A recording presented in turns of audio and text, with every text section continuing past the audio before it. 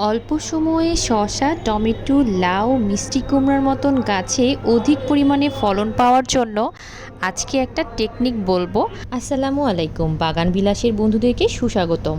আর এই টেকনিকটাকে অনেকে নাম দিয়েছেন 2G, 3G, 4G কাটিং। আর এই 2G, 3G, 4G কাটিং আমি এত কিছু বুঝি না, আপনাদেরকে খুব সহজভাবে এই টেকনিকটা শিখিয়ে দেব। এতে করে খুব দ্রুত আপনাদের লাউ, মিষ্টি কুমড়া, শসা গাছে প্রচুর পরিমাণে শাখা পোশাখা বের হবে এবং অধিক পরিমাণে ফুল আসবে, স্ত্রী ফুল, যার মাধ্যমে ফলে তৈরি হবে।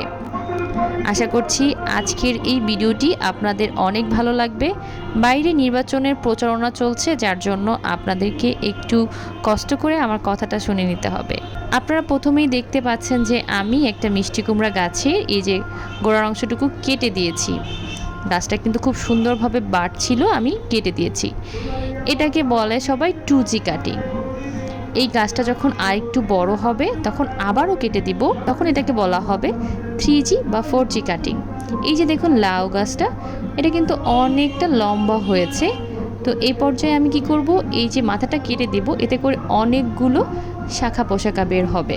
একটি গাছ থেকে কিন্তু আপনারা তাহলে অনেকগুলো শাখা পোশাখা সম্পূর্ণ গাছ পাবেন। তো এভাবে আমি ভিতরটা একটুখানি হাত দিয়ে এভাবে ছিঁড়ে দিলেও হয়। আপনারা যদি না চান যে কাটবেন না, তাহলে এভাবে হাত দিয়েও কিন্তু এভাবে করে জাস্ট এই যে এই অংশটুকু এভাবে করে একটু ছিঁড়ে দেব। আপনাদেরকে এর আগে দেখিয়েছি মিষ্টি কুমড়া গাছ, এবার দেখালাম লাউ গাছ। এটাও একটা লাউ গাছ। এই লাউ গাছটাকেও কিন্তু আমি 2G কাটিং করেছিলাম। দেখতেই পাচ্ছেন লাউ গাছটা কত সুন্দর শাখা পোশাখা বের হয়েছে। তারপর আবারও একটু এভাবে করে আমি কেটে দিলাম।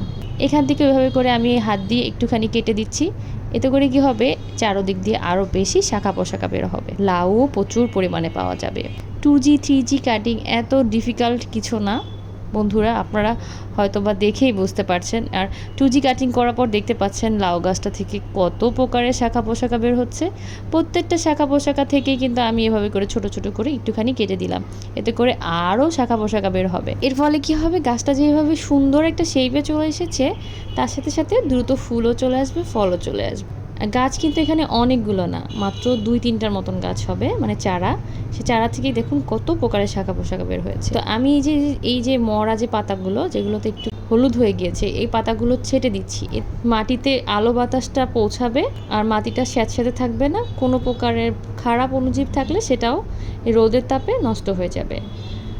যথেষ্ট পরিমাণে আগাছা মুক্ত রাখার চেষ্টা করতে হবে গাছগুলোকে। আর এই পাতাগুলো যেহেতু মাটির সাথে একদম মেশানো, তাই মাটি থেকে কিন্তু অনেক প্রকারের রোগ জীবাণু পোকামাকড় গাছে এর ওপরে চলে আসতে পারে। তাই চেষ্টা করবেন মাটির সাথে লাগানো পাতাগুলো বা ডালগুলো ছাঁটাই করে দিতে। এটাকে আমি 2G কাটিং করেছিলাম। দেখুন কি পরিমাণে ফুল এসেছে এই গাছটাতে, আপনারা দেখেই বুঝতে পারছেন। তো এটাকে আমি আবারও কিন্তু 4G কাটিং করে দিলাম। এই মিষ্টি কুমড়া গাছটাকে তো আপনারা প্রথমেই দেখলেন, দেখুন কতটা সতেজ আর কতগুলো শাখা পোশাখা বের হয়েছে, যেগুলো আমি প্রথমেই ছাঁটাই করে দিয়েছি। বন্ধুরা, এতটাই সহজ শসা মিষ্টি কুমড়া গাছে 2G, 3G কাটিং করা। এখানে কিন্তু আরও একটি শসা গাছ আছে।